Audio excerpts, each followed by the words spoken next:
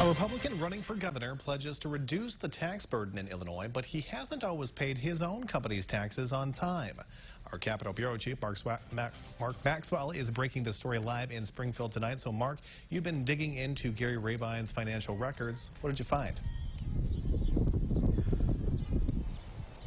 Mac, the Rabine campaign says we found the needle in the haystack. Illinois has filed a tax lien against Rabine Utility Pavements 5 years ago.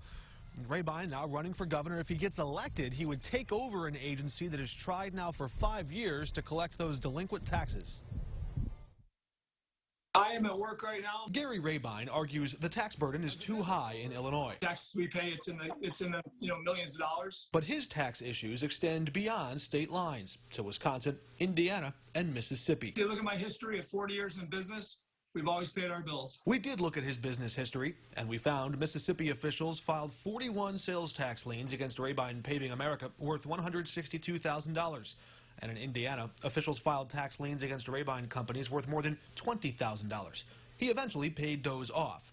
But Wisconsin court records showed this year, Rabine still owed nearly $2,000 in delinquent taxes there. I don't think we're delinquent at all. Rabine later offered receipts showing his company satisfied that warrant in January. But his campaign suggests that it was Wisconsin government that fell behind on paperwork during the pandemic, not his company that fell behind on its bills. We've got lots of taxes that we pay, and sometimes you need more time. Then there's Illinois, where his company, Rabine Paving Utility, still owes $10,000.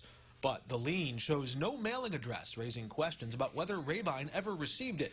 His campaign says it never showed up in a background check, and they were unaware the lien existed until we started asking questions. Rabine says, quote, "The fact that a lien notice floats around for 5 years from the state of Illinois with no follow-up says more about the mismanagement of the state of Illinois than any reflection on the Rabine Group." You look at the millions of dollars of the tax we pay every year.